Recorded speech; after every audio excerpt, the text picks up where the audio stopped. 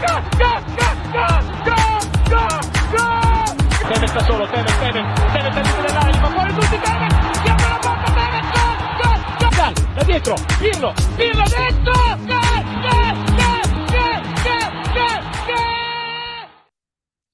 Ciao Juventini, welcome to the new and improved All Juve cast. I am your host, your chairman, Lou. I got my co-host, Omar. Good morning, Omar. Good morning, everyone. Good morning to everyone in the chat. We got Fabrizio in here. Prince, it looks like. Michael, good morning. Guys, real quick. As you know, Juventus has been kind of a storm lately, and now we have a storm at the AJC crew. Just like in Yele, Berto and the knee guy, as you know him as Anth, were, kind of caught on WhatsApp, corrupt. They rigged the World Cup draw. I mean, if you're wondering how I got France and Rabiot and then a bunch of crap teams, that's what it is. So executive decision from myself due to seniority to sack both Berto and Anthony. We have banned Luca and Joe from shows, and now Omar and I will just be running it from now on. So this is what I call the new and improved All Juve cast. And, you can say what you want, Tony, but you have been banned. So get out. You're fired. Yeah, investigators are knocking on your door. Go answer them. Yeah. Omar, how do you feel about, the corrupt AJC and what's going on lately? Well, wasn't it obvious? Like, too many things just fell into place for Al, maybe for Anthony too. Maybe it's just a scapegoat, who knows? But it's just more than a coincidence, isn't it? Yeah. I mean, between Luca and Joe, leaking WhatsApp messages and, then there's Lucci involved. It's just a whole big mess. And yeah, Lex foregoing your salary. That's, for a couple of months. Terrible. And from me, yeah. Wow, what the hell is that? Omar, who the hell's the champ? Yep.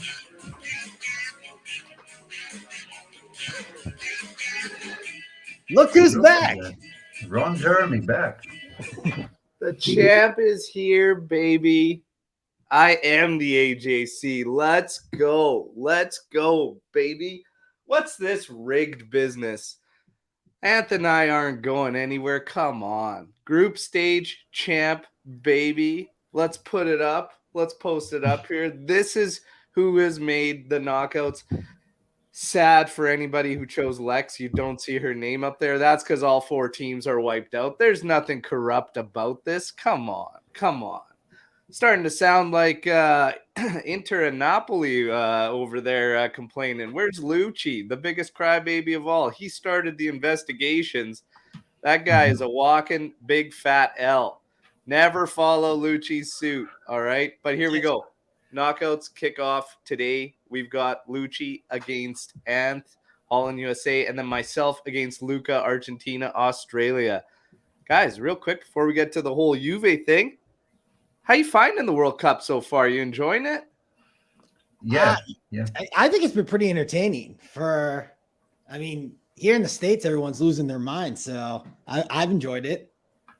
Yeah, I like it. It's going great. A lot of surprises. I think it's the first time ever no team has won their first 3 games in the group. And a lot of, just some of the teams that we thought were good and now they're apparently not. And the others that we didn't think were that good surprise us. So it's what we want out of the World Cup, isn't it?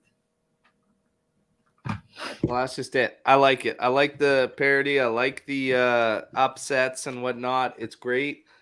And this little challenge has made things a bit interesting. The corrupt AJC thing from Lucci is pretty funny. We like to have a little fun here. And you know what? Times are tough right now. Lou's going to lead this show, okay, and take us through everything. These messages, this is exactly it. I mean, right now, this is how I feel. We're here until the end, no matter what happens. That's essentially it, okay? we're going to take this thing like we were taking the season. I was saying throughout the season, one game at a time. Hey, we're going to take this thing one day at a time. Movember is over. Thank you to everybody who donated, okay? And we came just shy of the 2K target, okay? But this thing stays, and the reason is because Juve needs this thing more than ever. We started our big streak when I had the mustache, so I'm keeping it. I'm going to keep it through all this nonsense that's going on in media right now, and we'll wait to see what develops, okay? So if we get relegated, you know who to blame, the stash. Oh, come on. You can't blame this bad boy. You can't blame this bad boy. Wife's not happy. She's like, it's December 2nd. What's going on? I'm like, third now. Her. But yeah, Lou, you haven't been on the show since obviously all this news broke out, and I'm going to let you kind of run this thing today and whatnot. We'll start off by how you're feeling. I know we were talking in the group chat and you were like, oh, DEFCON 5, DEFCON 4, DEFCON 3. Yeah. Like, where are you at? How do you feel about everything? And then just guide us through some of the news, and we'll have open discussion on this. And everybody in the live, you guys, again, they have been pretty lit because of everybody's feelings about what's going on. So I'm sure it'll help guide discussion too. Yeah, as Berto mentioned, I brought back the DEFCON scale. So I figured that, in this time of peril, that the DEFCON scale should return. We are at DEFCON 3, on the border of DEFCON 3, DEFCON 4, leaning towards 4, which means that, concerned, but not too concerned. It's more just like annoyance at like some of the sheer stupidity that's gone on. I think that the initial impression was when you see the whole board resign, like I was kind of like, oh, like what? Like that's nuts. And then you get through that, and then they start throwing relegation and Calciopoli out there. You get a little bit more nervous, but we'll get more into that and kind of where that stands. But I think now, just from reporting and judging the news, it's more of, hey, like the things we knew, Paratici and Yeli the last couple of years, things that I think fans on Twitter could have told you just from like, hey, like, why do we drop 120 million on center backs, but not sign a left back? Like, why do we do certain things? Why do we make certain moves? I think a lot of that was kind of confirmed by some of this wiretap stuff. And I think it's gone from more concern to more, I don't know, like embarrassment, I think is the word for it. But it's a chaotic time. It's a dark time in its own right. And we're going to do our best to navigate through it, I guess. Yeah. And I get that. I feel the frustration too. And the wiretaps, that's one of the big thing right now. And I mean, we've all said it. We were all speaking about it in the green room. And, if these wiretaps are legit and that is the communication that's taken place, you have to start wondering, how on earth was this allowed to continue for so long? So while we want to start throwing, more shade at Paratici, I still got all eyes on Agnelli, and I'm like, man, this is your ship. And, Cherubini's in these wiretaps talking so negatively about Paratici, and yet here he was continuing on and on and on, and it was getting worse and worse and worse. And I'm sorry, but I'm still putting Agnelli to blame more than I am Paratici. Yeah, I mean, it starts at the top, really all the way down. And there's countless shows where we, have discussed like, whether it's like coaches being sacked prematurely or, what's the project? Like it seems to start at the top, right? I think that, one of the things that has been interesting is some of the stuff from doing the news in the last year, because it's almost been a year since we started doing the news, maybe a little bit over a year, is that, a lot of the times people would be like, well, why do you post a Gazzetta article or a Tutto Sport article? And, they're fair questions because newspapers run headlines, right?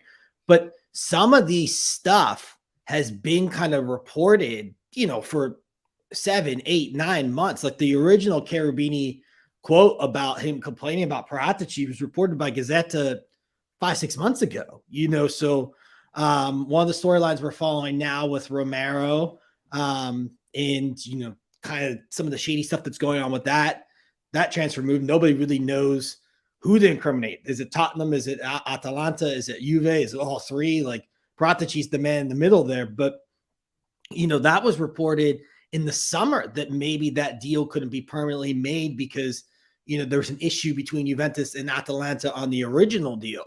So the whole thing is very messy. And again, I think, as Berto said, like, it starts at the top with who's running, the system. I think that Agnelli with the Super League, and we talked about that, for all the good that the Super League could bring, that's a distraction, right? It was done during the most hectic year I think Juventus have ever had, which is the shortened schedule post-COVID, the Pirlo year.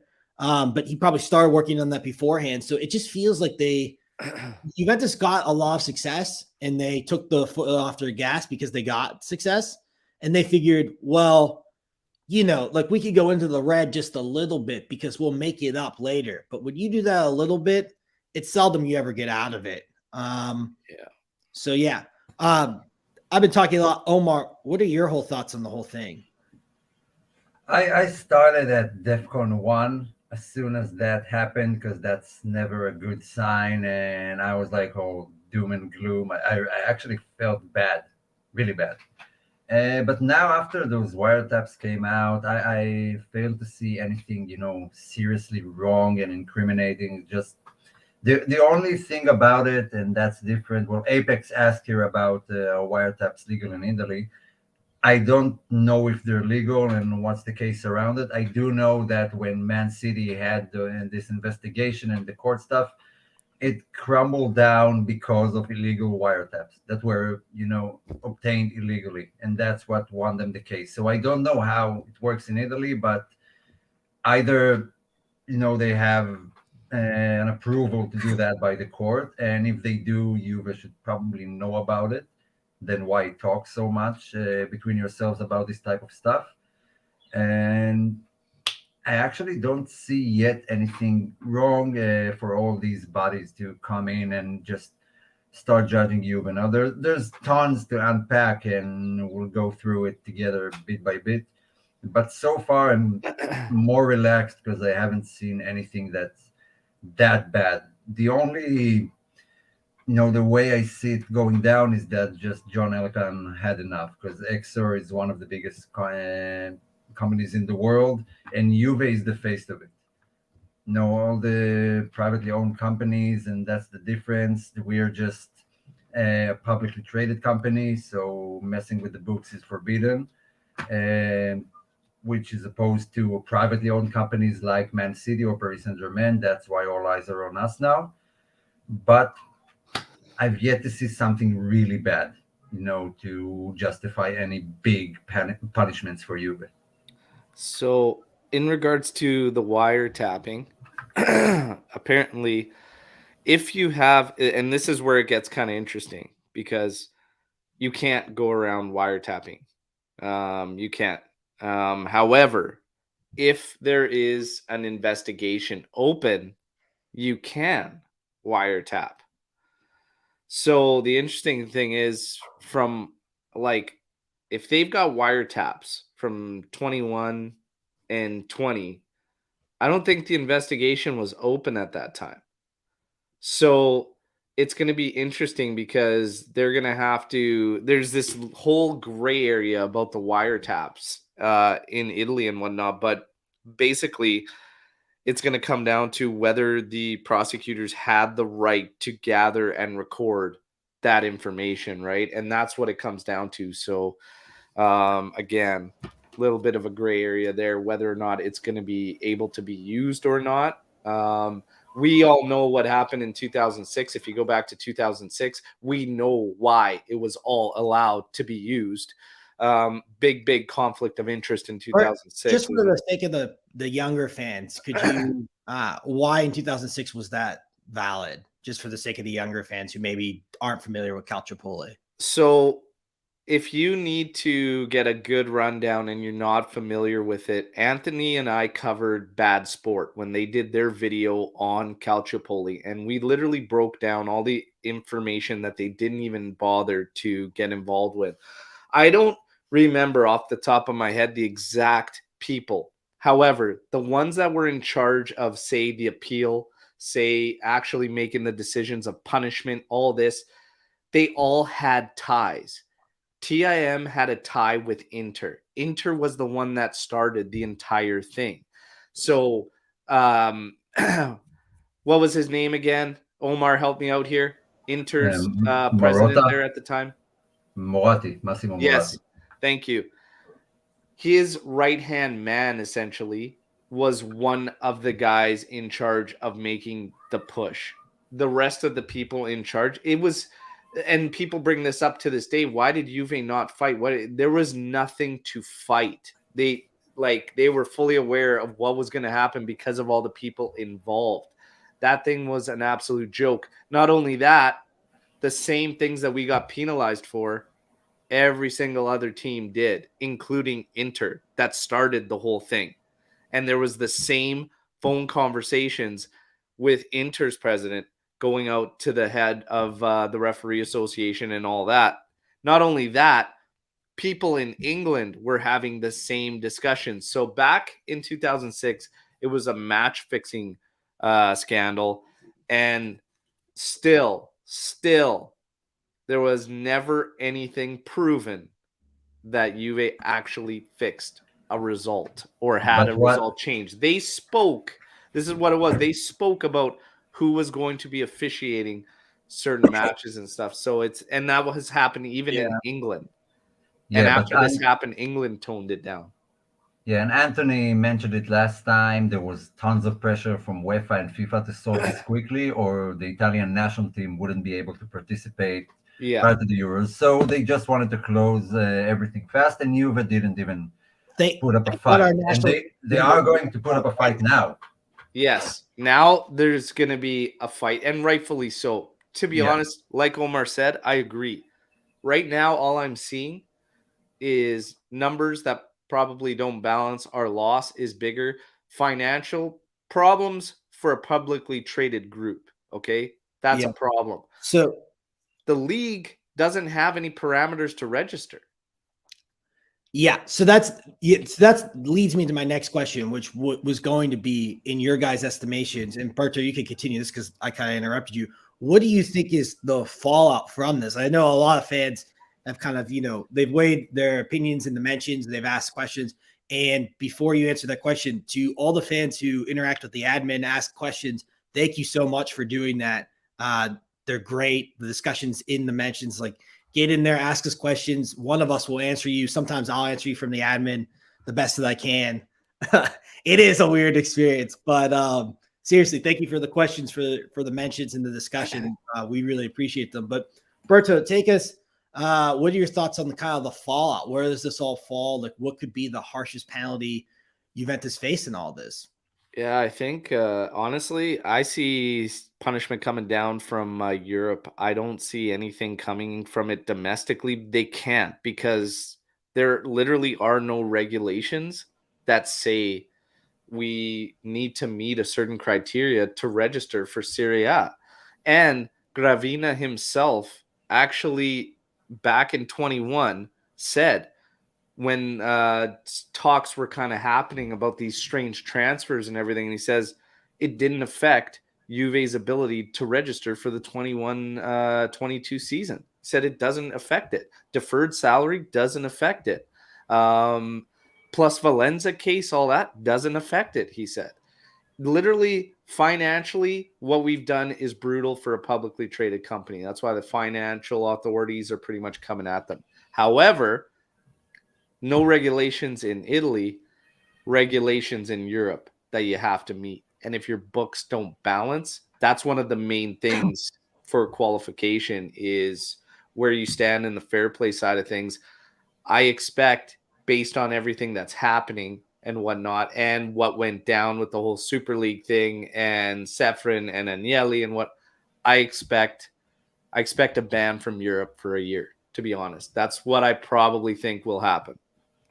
And let's not forget UEFA being still waiting for their trial on the whole Super League case for the court in Switzerland to decide if they are a monopoly, which is wrong, and then the Super League is kind of good to go. And I think it happens this month, close to the end of the month. So they are being trialed as well for basically being a monopoly. It You will know be what? interesting. I think Scratch Chefferin's the probably Super League. Scratch the Super. Get your new guys in. If you're Juve, scratch the Super League. Talk to Sefrin and say, "Hey, we'll scratch this. Like, wipe the look. slate clean and let's go." Seferin's main problem was Agnelli, not specifically Juve, but Agnelli because he was his boy, the ECA chairman, and everything. And he said he betrayed him. I don't think it's something personal against Juve itself. Now, if there is a chance to get out of it and say this is causing us troubles, we need to let it go for now, this is the time. But Yeah. if Juve hold firm, let's see how it affects. Because Well, so on that front, I will say that we did report, maybe it was Wednesday or Tuesday. When this report dropped, was it Tuesday afternoon that all this news came out? Tuesday or Wednesday afternoon? So I think it was like Wednesday or Thursday that Elkin initially plans to go forward with the Super League. That's on his agenda list. I don't know if that changes with the new, president. I don't know where that falls. Yeah. But I agree, I'd abandon the project now just to kind of save face. But it also feels like from one of the reports is that Juventus was counting on that 300 million, bonus that they get for joining the Super League to like really bail them out, which is just a ridiculous notion to begin with. And that will lead me to my next question here in a minute. But I just want to say that I agree I think that a Euro ban of some sort is coming. I don't know if that's like 1 year away from the Champions League. I don't know if that's a year without making transfers. And I think that there's a couple things that obviously there's a financial concern that comes with not being in Europe. It's not much, but it's, enough for Juventus who have losses. There's also kind of, how do you sell yourself to players when you're not in Europe, players in your team. Guys, what do you guys think? Like, what's the pros and what's the cons of not playing in Europe next year? Well, here's the thing. So number one, right here, we just got a comment from Apex here. Agnelli is still part of Juve board, and Super League is still one of our objectives. Actually, no. Agnelli is no longer part of the board. The board's going to be completely recreated. They were extended just so that they could finalize the new revised statements that are going to go to the shareholders meeting December 27th. So that's it. That board is completely done. Agnelli is still a part owner of Juventus. That is true. However, he will not be part of the board. Super League. Nobody has heard anything on the Super League as of yet. And what Romeo Agresti said that it's still an objective for Juve, like one day after it all broke out, but since then it's been quiet. So it's been pretty quiet. I was talking to Mirko about the Super League, and he said, honestly, he goes, nobody knows. He says nobody knows what's going to come of that because there's been more rumblings that nobody can put concrete to it. But there's been more rumblings that Elkan was kind of getting fed up with that chase. And that alludes to Lou's point. Because they were chasing guaranteed funds that they were banking on to help bail them out of the shitstorm they created. And Super League was kind of that. And I think Elkan, these are, again, it's just theories, it's rumblings and whatnot. That's why nobody's staying concrete to it. But you can't, they're just banking on this money, but there was nothing there. And the rumors are that Elkan got fed up.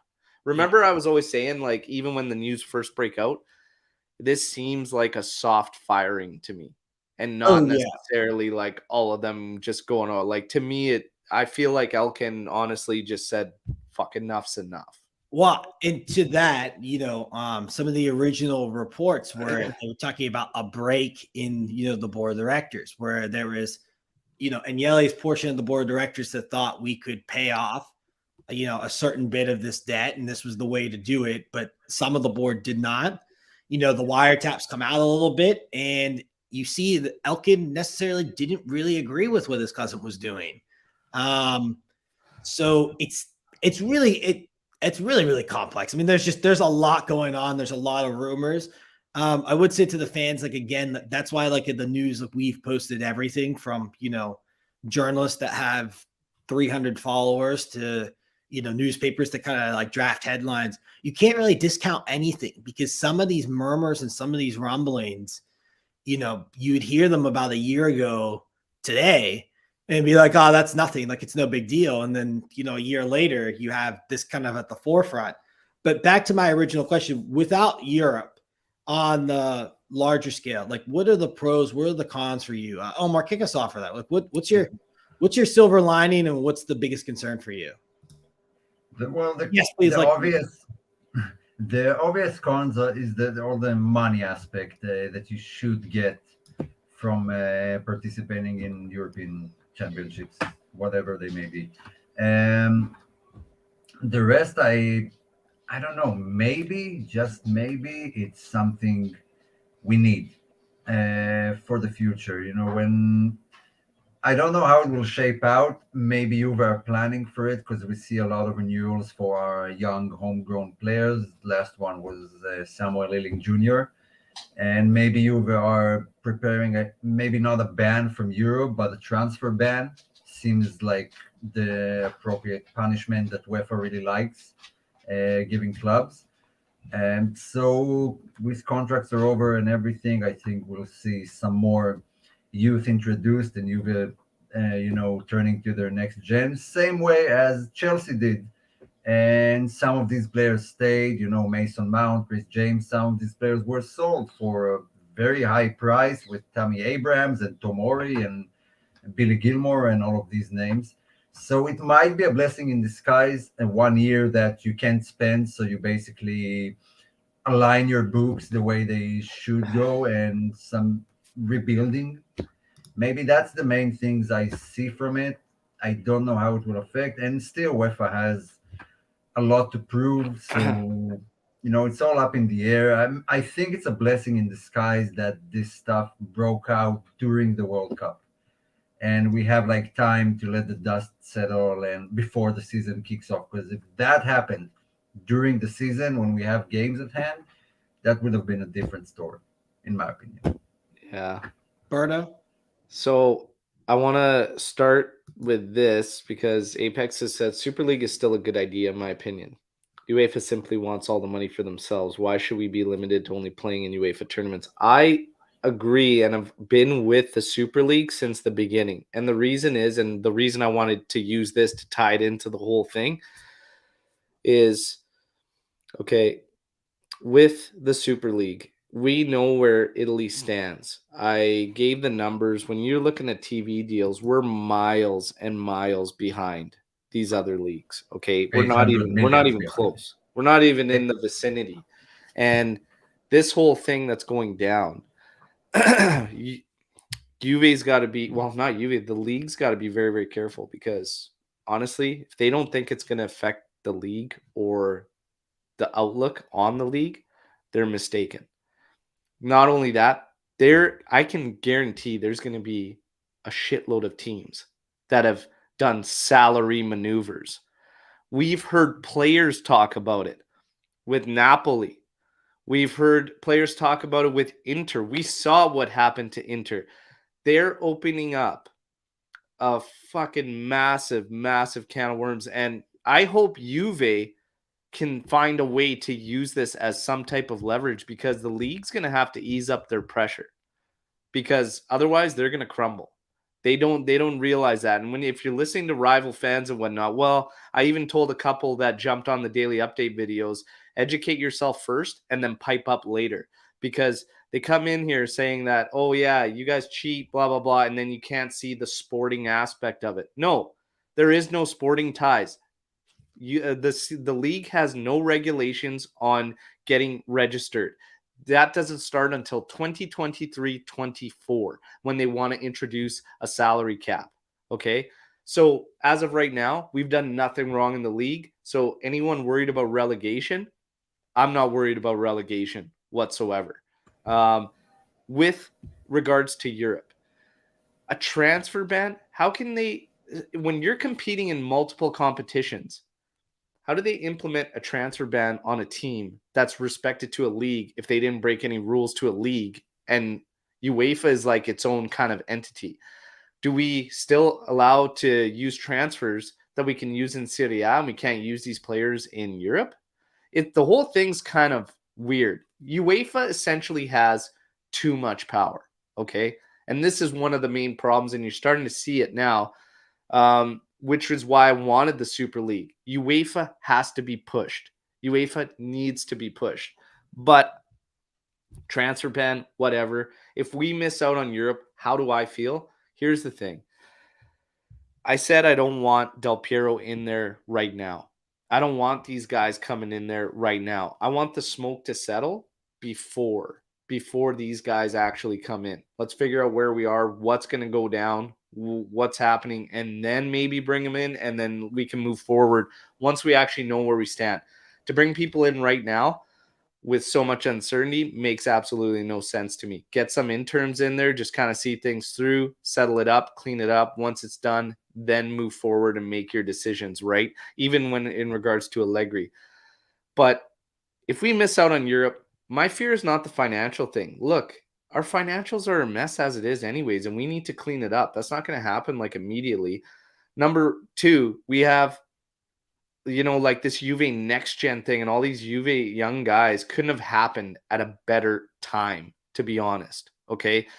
If we are going to face a ban, because my only concern is not the financials, although it sucks when you miss out on Europe, because honestly, Juve will get the revenue. If they can correct the stadium now without Agnelli there and get back there, revenue picks up, everything picks up, we get moving, bring back the atmosphere, start fixing little things that have been failing for a while and slowly build yourself up. As far as the roster, that's my main concern, missing out on Europe. Who stays and who goes? To be honest, I feel like looking at this roster, our actual core and spine remains, and some vets stay to help take us up there. The reason Del Piero, I think, is being mentioned so much and calls have been out there, and it's not a shock, shouldn't be a shock to hear David Trezeguet come in and whatnot, because I think they know, obviously, from being there in 2006. And if you bring these guys in, once the smoke settles and whatnot, they can tell these guys what it's like to be eternally linked with Juventus and their fans, of being the ones that helped right the ship and help out when the club needed them the most. So I think it's no surprise you're hearing Del Piero especially, and he can paint that picture. Guys like Locatelli, Chiesa, all our young guys, Rovella, Fagioli, Miretti, those guys aren't going anywhere if we miss out on Europe, okay? Bremer's a little bit of a wild card. I expect Vlahovic to go, but outside of that, it'll be iffy. But the main core and the young guys, I think, doesn't go anywhere, to be honest. So I'm not terribly concerned with missing a year out of Europe. Yeah, I mean, I think that for me, it's more of when you miss Europe, like what's your selling card to other teams, right? So like a big thing that Juventus has over maybe, let's say, a Roma, other than the fact that like you could actually win titles at Juventus, is you're playing in the Champions League regularly, right? So then it just becomes a slightly bit harder domestically. Not just that, European, to get like a player from England or Germany, it becomes a little bit harder when you don't have, Champions League as your selling point. That being said, the silver lining is the next gen project. We have a bunch of young players coming through.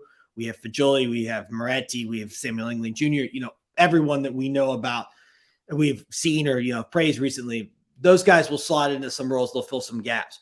Will we lose some players? Yeah, but there could be an argument to be made that some of these players that we expect to lose, Juventini are kind of on edge about. Vlahovic is a great player, but there is a case to be made that Juventus don't play well with, $90, $100 million strikers. So, would it suck? Yeah, it would suck to lose someone like a Vlahovic or a Bremer, but I think that Juventus really in the long term needed a gut. They needed kind of old ideas at the top removed and kind of spoiled, more highly paid, individual based players kind of removed a bit. Not saying that Vlahovic is any of those. Like time will tell. Maybe he would stay through all of it and he's just for the shirt. He might be one of those guys. But just using him as an example because he's, on the more expensive end. There is one thing that I think we haven't mentioned we should track. And before I bring it up, We're at half an hour mark, so please get your Storm in the Barn questions. Yeah, we can do half an hour mark, so please get your Storm in the Barn questions. Yeah, we can do Storm Bar. I do want to say this too. I mentioned it very casually. I don't want to see Vlahovic leave or anything. He's one of the guys I do believe probably wouldn't stay if we weren't in Champions League. I feel that way. Anthony disagrees. He says he does not see Duchamp leaving. Well, Anthony didn't see us getting any penalty from this investigation a year ago, and the whole board resigned. So don't take him serious. Yeah, it didn't stop players from coming to Man United and stuff. So I just hate this new trend that a small promising player has to play in the Champions League, and that's like the team's bargaining chip for high-profile purchases.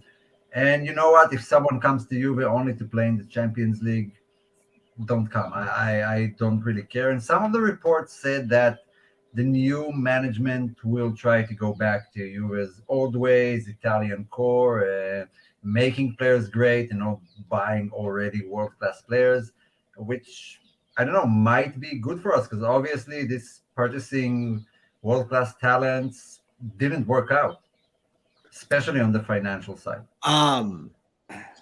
Yeah, that's a really good point. And one of the things I did want to mention about the transfer thing is now the FIGC and the Prisma investigation, they're looking at kind of our relationships that we've built with other clubs, Sampdoria, Empoli, Atalanta, Udinese. Like, we can't just go over that. And that's where things get a little interesting domestically, because Juventus really, if you follow the transfer rumors, Vicario, Parisi, that's kind of the formula for getting some of those names.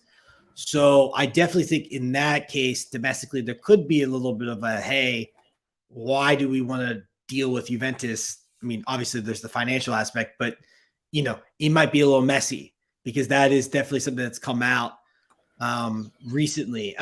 Berto, what you mentioned about Del Piero and Trezeguet, I think, looking at the future, immediately, what do you do to the board? I think obviously you need a good vice president, kind of like you have with Pavel Nedved. Say what you want about what Nedved actually did, but that figurehead, that embodiment of what Juventus means, I think is necessary. I also think, and this is not a knock on Cherubini, but there's been rumors for a while about the sporting end, a new sporting director.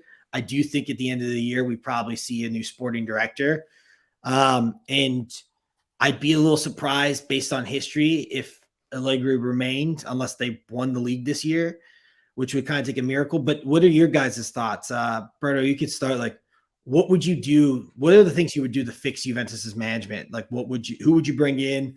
Do you think we need a sporting director, the vice president? What do you think? I think it all starts there. All starts at the sporting director role. And then, having guys like Del Piero, like I said, you want to bring these guys in. Chiellini has a business master's, so he can definitely, and we've known for a while. It was before he even finished his time with us, it was said he was going to have a role and there will be space there for him. So it's going to be fine.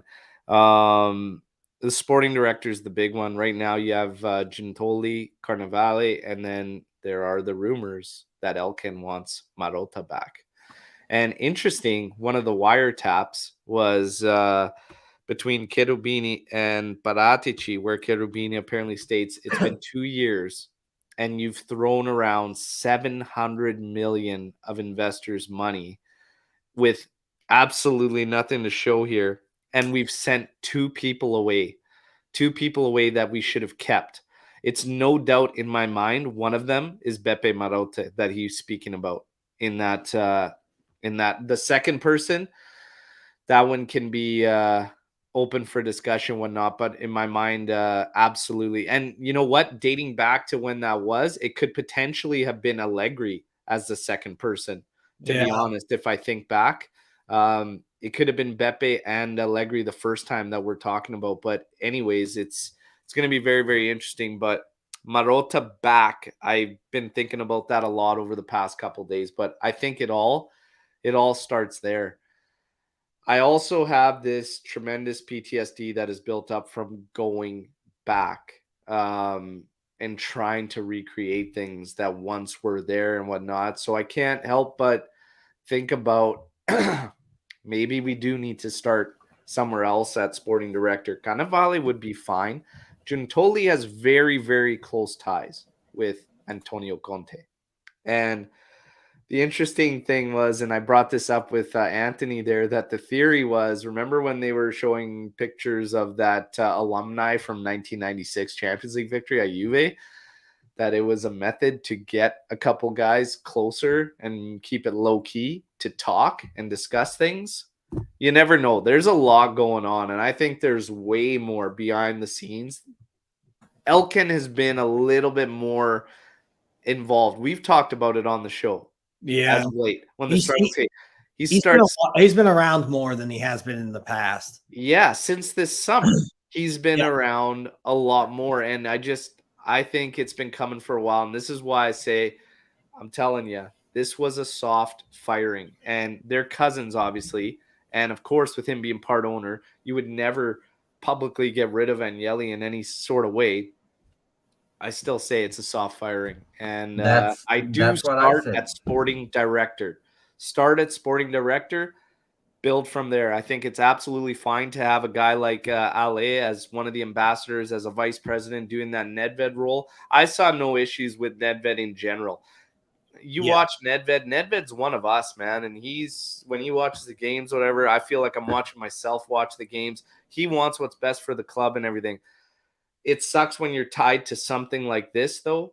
But for me, even if we want to talk about Agnelli's legacy, there's been far more good with these guys than there has been bad. And it's not going to change my way of thinking in regards to their legacies, especially not Pavel.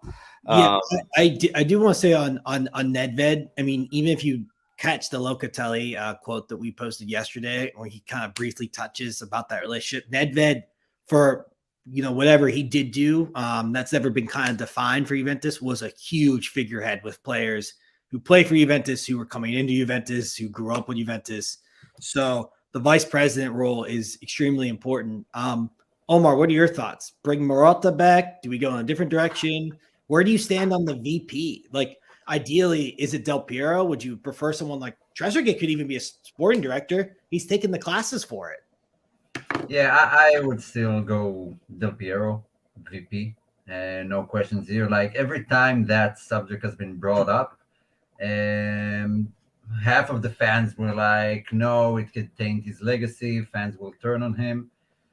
Look, if you have watched him play the same way we have watched Nedved and have, great memories from him as a player for the club and everything he did, and it's not that easy to knock that out. Maybe the younger players that haven't seen him in his prime feel differently about him. So there's never a perfect time to bring back Del Piero to the club, so might as well do it right now where the spots are available and you don't have to fire anyone. And he will have a huge impact because some of the players in the team have really grown up on him as a player. That's one thing. Elkan, I think, has had enough. Juve is the face of Exor globally, and it's been like 2, 3, 4 years of just not stopping investigations and financial stuff. Have to inject money into the club, and I think he's just had enough. The people he appoints are people who know how all the IRA stuff work, and they just want to balance the ship financially because he's had enough of this, losing money and giving. So that's how I see him doing it. Now, Marotta is an interesting one because I'll say what Normolo said because I think it was great. I think Agnelli did everything right until at some point, but then he got like King Midas, whatever you want to call it. Everything he touched turned to gold. So we started touching everything from the logo and the fans and firing this and that. And as successful as he was, and you make a lot of connections, you also gain a lot of enemies. Let's call it that way. So Del Piero might be one of them. Conte didn't part on the best of terms.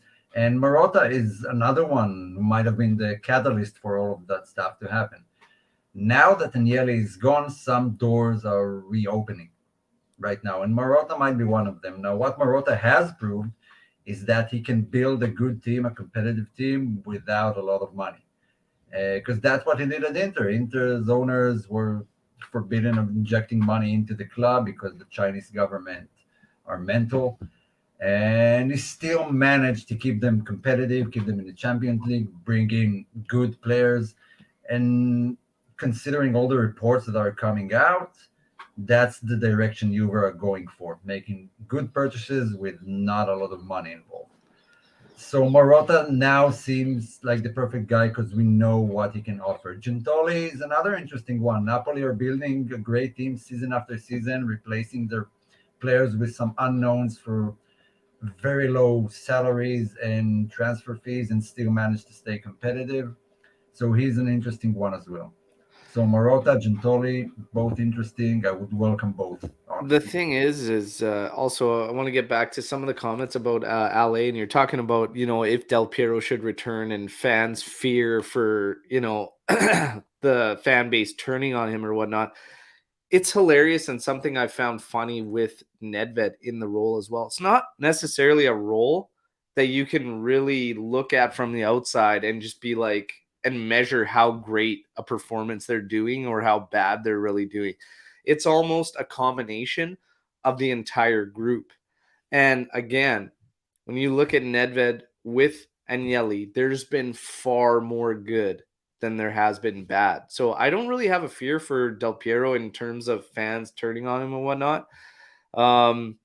My fear would be the fact that we never win when he's at a Juventus game. So if I have any fear, that's probably the fear. We'd have to snap that schneid. But no, I'm not concerned about fan base turning on LA if he comes in. So anybody that might feel that way, I would say no, it's nothing to worry about in terms of that.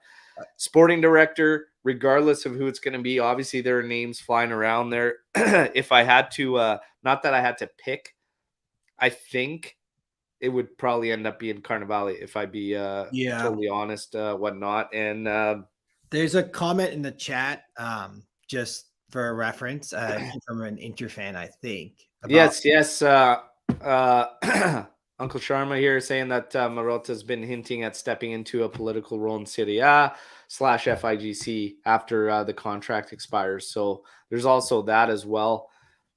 But the rumors are just that Elkan has reached out to him to try and come back. So is what it is. Before we get into the next step there, I'm just going to intervene here. Guys, like the video. Okay, make sure you take the time to just like this one here. Also, everybody that asked DMs or whatever, how can we support the channel or whatnot? Check out the store. There's a couple days left of 15% off everything and free shipping. We just dropped new designs today as well, focusing on Buffon, Del Piero, and Marquisio. So make sure you check those out, okay? Now, Lou, carry on. Yeah, so I was just to say what you guys kind of agree with. For me, I think first and foremost, Juventus, I don't think they get a sporting director just yet. I think when the dust settles a little bit, early 2023, you get your VP. I think Del Piero would be a good VP based on the fact that, that charisma, that image of what Juventus is, I think he embodies it. I think that Trezeguet wouldn't make a bad VP for that reason either. Thank you. I think that, kind of an outlier, depends on where he is in the year. Buffon is also not a bad shot for a VP if he ever wanted to do that. He's talked about that in the past, and there's been some murmurs about him as well. For sporting director, I think you have to go experience first. I think Carnevale to me is the one that makes the most sense. Just a little background on him and Sassuolo for people who don't follow. They develop youth at a very good level. They have a great development program. They've ushered in a lot of good young Italian prospects coaching wise. Dionisi, who we've been linked with many times, is, a Sassuolo coach. We all know about De Zerbi. He's a hot topic on Juve Twitter, also came from Sassuolo. So I think that he's a natural kind of transition into what Juventus was building. Guttoli, I'm going to butcher his name, the sporting director from Napoli, also great shout. I just don't think he would leave that project right now, maybe a little bit later. And then I think this is where it becomes interesting because we've heard a lot about Bayern Munich, right? And Trezeguet had mentioned that Bayern Munich philosophy. And if you go back 5-6 years ago, Beppe Marotta, when he was building this new Juventus, had discussed that. Like that was the standard for major teams in Europe. And I think that, we could see a more experienced sporting director with someone like Chiellini in a year or Trezeguet in the immediate, kind of in that, not Paratici role where he was with Murata, but that assistant, sporting director that is going to inherit the role in 2 or 3 years when they've had their fill of it. So I think that's something to watch as well. I foresee one of those guys coming back in the future. So that's my thoughts on like the sporting director, the vice president situation. Moving on, you guys had touched about a little bit. Real quick, what do we make of Agnelli and Nedved, the legacy, right? A lot of good, a little bad, but overall it's positive, correct? I mean, you can't really crap on 9 straight domestic titles, right? I look at it this way. From where we came, okay, the stretch was absolutely incredible. There was nowhere for Juve to go but try to take that next step. They tried. They just, you don't know how it's going to play out. They went about it in what we see as now the wrong way. But at that time, you would have never known. They were trying to, and Agnelli's goal was always to put us with those names, those giant clubs. I don't blame him whatsoever. It didn't work out. It didn't go right. I do blame him for recently what's kind of happened, because I feel like he should have intervened quicker. If we're starting to hear this about years of this going on in Paratici, like that should have been shut right down. If you guys remember on the show, I spoke about when Paratici kind of ended up being in power, and it was a little bit after, and I said, you know what? It was right before the end of, he ended up obviously being let go and whatnot, but I said, we should have really looked a little bit further about a guy that was so quick to cutthroat his own mentor over a Ronaldo deal to step in there. We should have really saw that as a sign looking back, like, my God, this guy is circumnavigating his own mentor, throwing him under the bus for this deal and whatnot. So hindsight again is 2020. I will never blame Agnelli for trying to take us that next step. It didn't work out. But you know what? We lost ourselves in the grand scheme of things, because Juve was the side that could compete with those clubs on the pitch. We'd always be right there with them. But we always felt that little bit behind, right? And we were behind financially too and everything. He did what we would have all wanted, and that's to try and bring us up to them. The thing is that it just didn't work out. But I will always be thankful for that era, because we'll never see a 9-time straight consecutive Scudetto champion again until Juve does it again. Yeah. Omar, before I get your thoughts, I just want to, for some, there's a lot of negativity around Juventus and that losing that identity. It's hard to, it's tough, right? Because you're like, what is my club? But this kind of stuff, maybe not the financial stuff, but the identity losing, having a great director that kind of falls, it happens. Bayern Munich, they did it when they had Pep Guardiola and they brought in all the Spanish players and they were trying to play that Barcelona Real Madrid style, and it blew up in their face. And then they came back and they hired Hansi Flick, and they built that German statue up and they conquered Europe again. So the point of that is that Juventus can get back to that, and they will get back to that. It's a downside, but they will get back to that. Omar, go ahead. What's the legacy of Agnelli and Nedved that's left over? Does this change anything for you? I'll pretty much echo what Berto said. In short, first of all, Nedved, you can't always say, I don't know what this guy does, but he's to blame. If you don't know what he does, then you can't blame him. And I think, as far as I know, from what he's been doing, he's done it okay. I can't really blame him for anything. Agnelli grew up, and from the day he was born, he was all Juve around him. That's the legacy. That's what he always loved. He's probably the first Juve fan in the world since birth. And he has achieved something that has never been achieved by anyone, and he tried to continue his family's legacy. The longest standing ownership in Europe, I think it's 100 years next year, something like that. Just, some things run their course, and maybe just had to end maybe a bit earlier. I don't blame him for trying to play in the big leagues, with the bigger teams. It might have worked, like Al said. Hindsight is 2020. At the time, no one saw the Ronaldo deal as possibly a catalyst for Juve's downfall. Everyone was hyped about it, me included. No one could have predicted COVID, and we can seriously say how things have gone down without COVID happening. So I don't know. I like what they've done. Thank you for everything, and just let's start our new course. But it wouldn't change my mind about them. It wouldn't change the emotions and the excitement I had in the past 10 years where they've been in charge, and nothing will take it away because they haven't destroyed the club. Yeah. Just got up on the wrong course, and there's always time to fix it. Always. Yeah. Well said. I posted from the admin about Nedved, like words. There are enough words to thank Nedved for what he's done. As a director alone, that being a part of that and winning the 9 straight Scudettos, Nedved literally came from the newly promoted team to that. He just jumped right into it, and the relationship he has with the players. And I think that's the one thing, Agnelli built a community.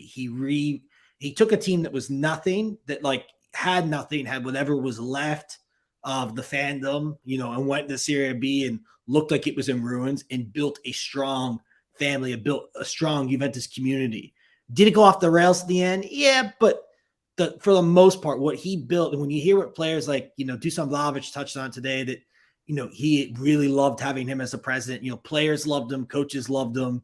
Maybe not Conte, but most people liked him. I heard Del Neri this week, I read, had nice things to say about Agnelli, and he only lasted a year. So I think that what they built one of the greatest teams of the decade. Domestically, I think in European football, there isn't a better run than what Juventus did over 9 years.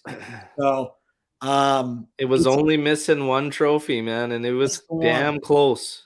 And by the way, for Agnelli, that is not that bad of a remark, because they lost to a great Barcelona team, one of the best teams ever, and he lost to a Real Madrid team that won 4 out of 5. It's one of the best teams ever. Another one of the best teams. And let's not forget, they eliminated both of those teams in the opposing seasons. Like when they made it to the final with Real Madrid, they eliminated Barca on the way. The same Barca. Patrice Evra, Uncle Pat, clear the damn ball.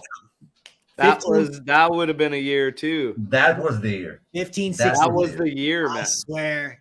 15-16 and Ronaldo's first season, I think, are the 2 years where I look back and go, if we were healthy, or if we did one thing differently, we might have been able to take the whole thing. But Bayern, of course, as Dell's bringing up, it's got a great record, and that's probably up there with it. But they will gain it this season. If they win it, they go 10 on the trot, and that will oversee ours.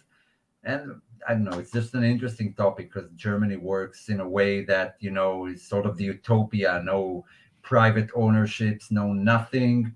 Everything is like the socios of Barcelona, 50+1, owned by the fans. And at the Utopia, there's less competition than any other league. So wait before you want to be exactly like Bayern. It's true. So before we wrap things up, obviously, if you haven't liked the video, share, check into the news, check into the podcast. Berto really updates the news in 60 seconds. I try my best to make them miserable for him. Some days we succeed. This week was a good week for me. Lately, I've been needing news in 60 minutes, for God's sakes. 60 minutes of wiretaps. Yeah. Well, and so my parting question, I guess, for you guys is, we've heard briefly from people like Vlahovic. There's the whole Allegri resignation thing, the Cherubini resignation thing. Whether that's true or not, it seems like they were thinking about it, and Yele asked them to stay. Is there what do you see as the big effect on the players? Is this a distraction for the players? Is this it's in the World Cup, it's time to fizzle out? Is this what is going to be hard to unify those players come January? Where do the players fall on all this? And also, why haven't we really heard from anyone? Yeah. Yeah, we've heard from a few. Chesney addressed it, Vlahovic addressed it today, I believe. Yeah. But does it affect? I don't know. I don't think so. If I were a player, like what's happening in the upper management, like no, I don't think it will affect me that much. I still work with the manager, which is Allegri, and he's still there, and the rest is just bureaucratic stuff that has nothing to do with the players themselves. So I don't think it will affect them that much. It might give them a bit of a boost, if they do everything right and, transpire that to the players correctly to prove Juve are still here. That's what they should do, in my opinion. I don't think it would affect that much, but what do I know? It's I just see it as another reason to bring the team closer together and stronger and unite. Yeah, to during this unify moment everyone. and tackle the second half of the season and let everybody know what's up, right? 2006 was a moment for the players, everybody to bond and grow through it and grow together. And this, I see the same. I've been saying it. I say it all the time. It's Juve against the world. Always has been, always will be. Lou, I know you got to get rolling. I want to say thanks. I want to get your 2 bits on the players thing, and I just want to let everyone know we will continue, Omer and myself, for a little bit more, get some Storm the Barn and everything. I want to thank Lou for a great job running this show and whatnot. I'm a little under the weather today. He's done a fantastic job, and everybody should be giving Lou a ton of props. Omer as well for the job they do on Twitter with the news, especially right now. It's been insane. And these guys never stop. So massive, massive thank you. Lou, wrap us up. And then, Omer and myself will take it through. Yeah, quickly on the news. Seriously, guys, thank you so much for interacting with the news, for retweeting it, liking it, asking questions. It makes it a lot more fun when people are engaging. And in this time, too, that we will do our best between any one of the cast members or myself or Omar from the admin to answer your questions the best we can. Because we're also kind of confused on some of these reports as well. So thank you so much for your support with all of that. And thank you to everyone, the cast members, for retweeting, starting discussion, and liking the news. I can report it. Omar, I can report it, but can't do it without you guys. Before I go on Allegri and the players, Tony and I had this discussion. Yeah, hopefully he's sold in January. But Tony and I had this discussion a little bit in the chat, the AJC chat. At the time, I thought maybe it would play a little bit more on the players. I think that there will be a lot of questions when they return about hey, what's going on, things like that. But I think when the games start and the ball gets rolling, it's all professional. So whether you're staying at Juventus or you're playing to go somewhere else when everything crumbles, you got to show up regardless. So I think that there's going to be a little bit of a weirdness there for a bit, but I think that there's respect for the manager, respect for the club to push for it, and the fact that they might be able to win something this year. So, all right, guys, thank you so much. Berto, I give you the pod back. Thank you again, Lou. Take care. Have a good weekend. I'm sure we'll talk in the chat. Ciao, buddy. All right. So, everybody, I want to bring this up as it's been sitting here for a bit. Also, want to say what's up. Again, hi, everyone. Wants to ask a question, but rather be silent. Don't be silent. Let's go. Ask away. Unless it's in regards to my mustache, then leave it alone. I want to talk to you about this, Omer. So, Jeremiah bringing this up and saying, every time we were hopeful another major problem arises, in my opinion, this will affect the future of the club. Prediction is we will be sold off in a couple of years. Do you believe that Juve will be sold? Do I believe it? I don't know. Am I against it? No, I don't think I'm against it. The legacy and everything is fine, but sometimes you just have to fall in line with how the world works, and that seems like the way football is going to work in the next years. Like some major company purchasing some team. I don't want it. I would prefer that everything goes on smoothly and Juve will be Juve forever. But will will we say the same thing if Juve starts dropping because Milan has a new management and Inter has a new management, and if they take the reins and Juve becomes, just a mediocre club in Italy, would you still be satisfied with it? I don't know. It seems like the way the world is going to work in the near future, for not only in on the football aspect, it's been going on with a lot of teams in a lot of different sports. So maybe it's just inevitable and it has to happen. And we've seen teams before who tried to fight the system and just, disappeared basically. And we've seen teams that it kind of saved their reputation. Depends who it is, depends how much. They said they wouldn't take like 100% of Juve, but I don't know. Maybe they would. Maybe it would be just 50%, and Elkan would still have the final word and would be under X. Or it's just speculative things I'm saying. I don't know anything beyond that. This is a really, really hot topic amongst Juve fans because it's if you can remember back to when they switched to this crest here, it's like that this change, and people, the majority of people react very negatively to change. There's always this instant resistance to change. But change is constant. Change, you have to change to evolve and to keep going forward. Like you say, the times change and you have to stay with them and sometimes adapt to them.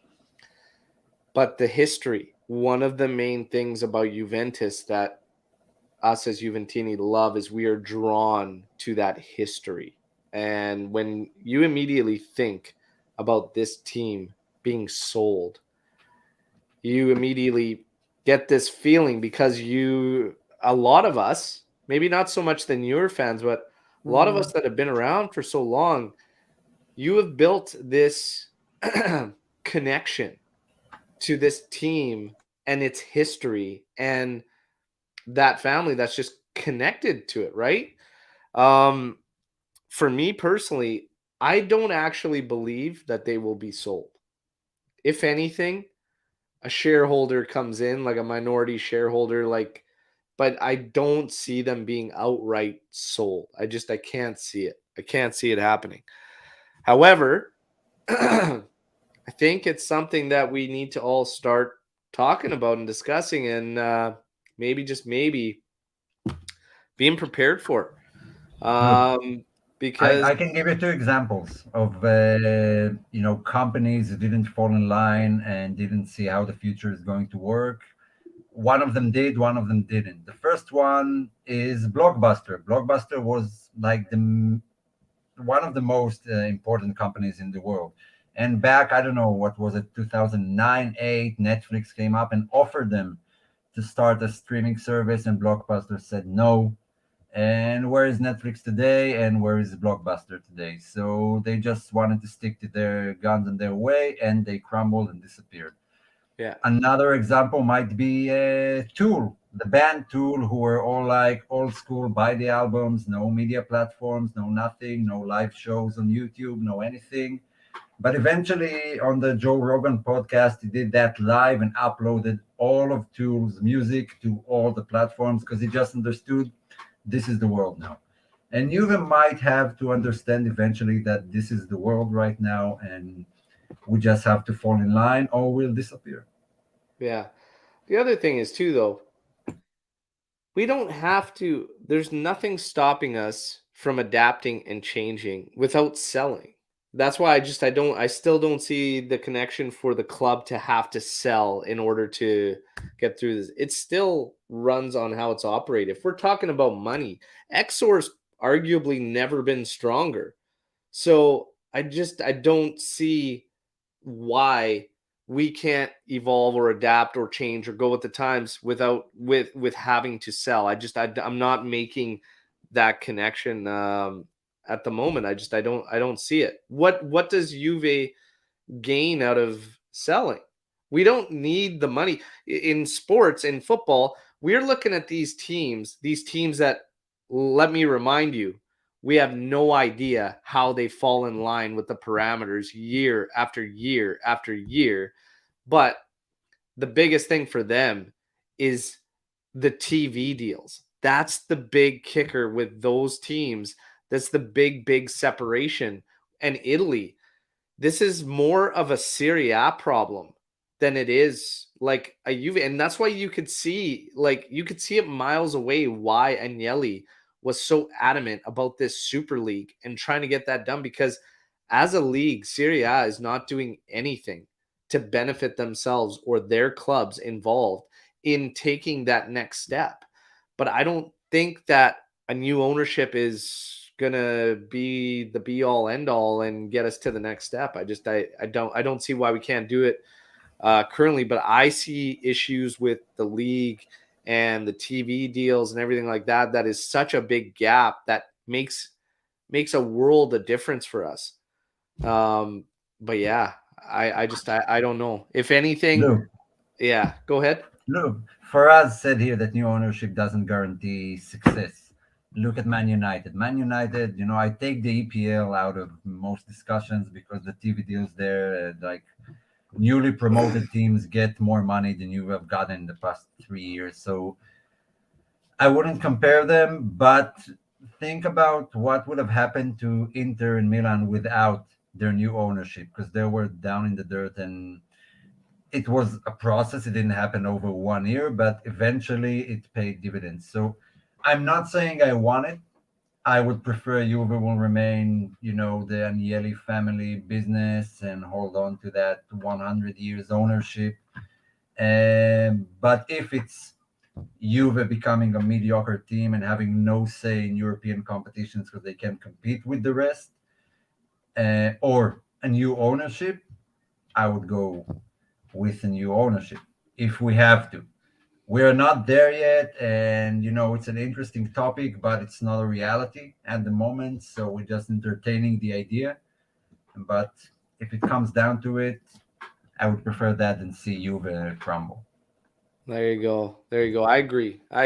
If it was that was an option, obviously we would not choose seeing any harm done to Juventus. The biggest thing for us is management, especially when you look at everything. And I've covered it so many times on the show, saying you really have to ask questions when you look at that decade of dominance, how much money we took out of Champions League, and we were winning titles, and we were pretty much maxing out our resources, and we had a roster that always needed work, always needed help, could never take that next step. And you have to ask questions. And then came the point where we stretched ourselves and COVID just hit.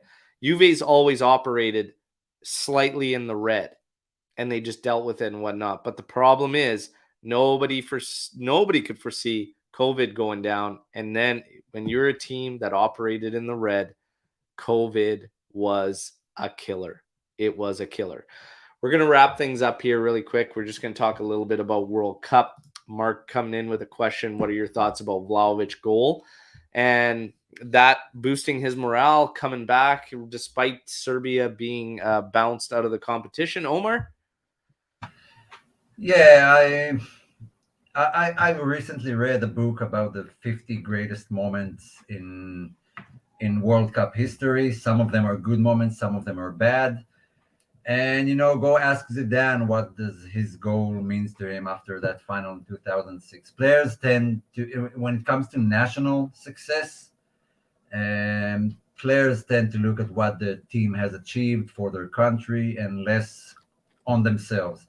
So I would have, if I was Vlahovic and I would have scored and the team have gotten relegated from last place, no wins, just one draw to their name in this World Cup, I would have ended up disappointed, to be honest. Yeah. And a lot of players did in the past, no matter how many goals they scored in one game. So will it give him a boost? Maybe. I don't know where the expectations were for this Serbia team. Everyone expected them to be the dark horse. I didn't. I bet my money on Switzerland. I wish I would have bet it on Japan, but Switzerland have gone through, so maybe. Will it affect him? I don't know. There's a lot of time. There's like a month and a half, and he will go back to Turin and train with the club and see what's going on. Maybe I he think does, he will maybe he be. doesn't. I mean, it's good for us because him and Kostic return unscathed. Yeah. So they're fit, they're healthy, and he scored a goal, and he got very limited play in the World Cup. So that's probably maybe something that sparks him in the second half. I don't really know, but I mean, getting a goal in the World Cup, he joins a very short list of scoring in your World Cup debut.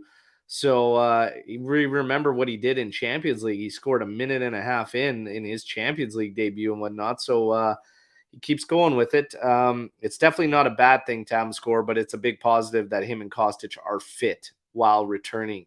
We are going to talk about this now. Okay, so we're going to get into the ride or die competition. So group stages are over.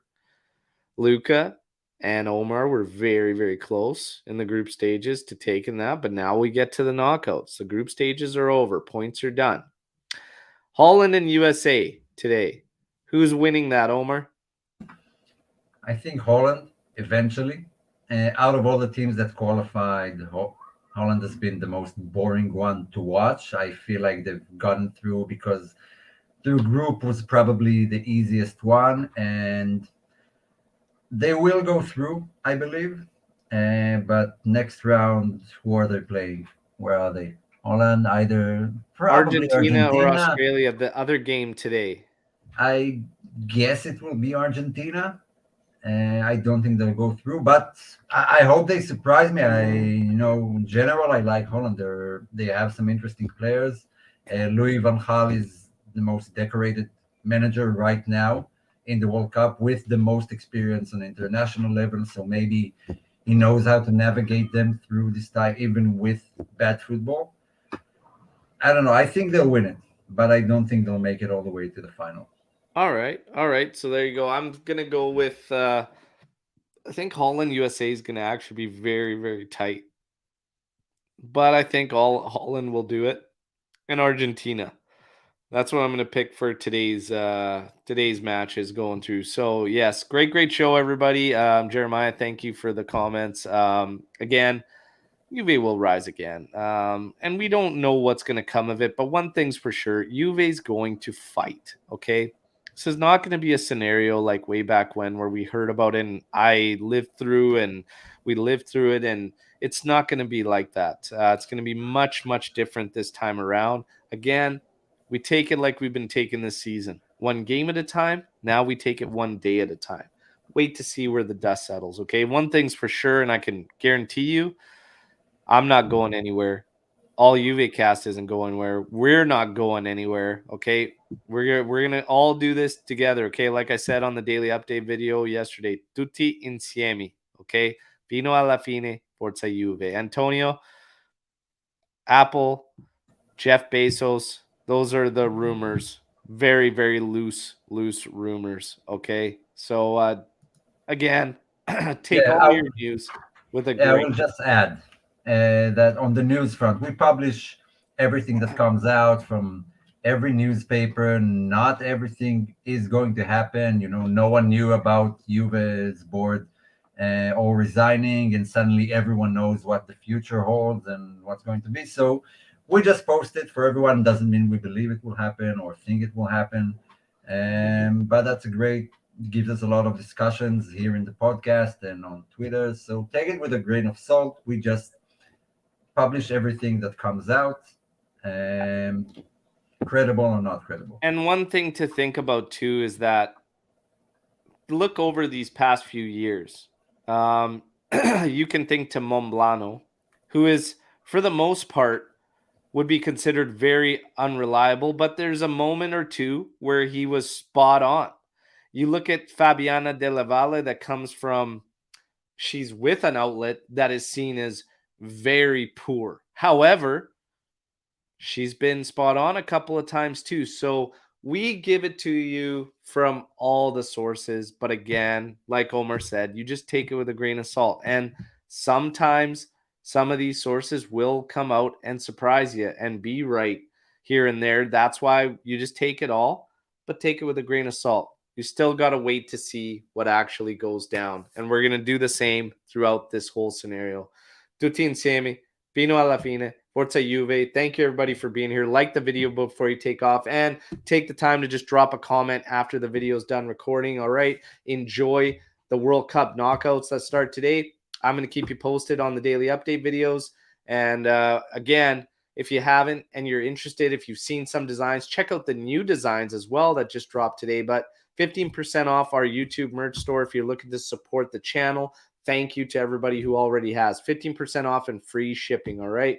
Now, that's it. Enjoy your weekends, everybody. Okay. Take care. Take all the news with a grain of salt. I'll keep you up to date with the daily update video tomorrow. All right. Fino alla fine, Forza Juve. Ciao tutti.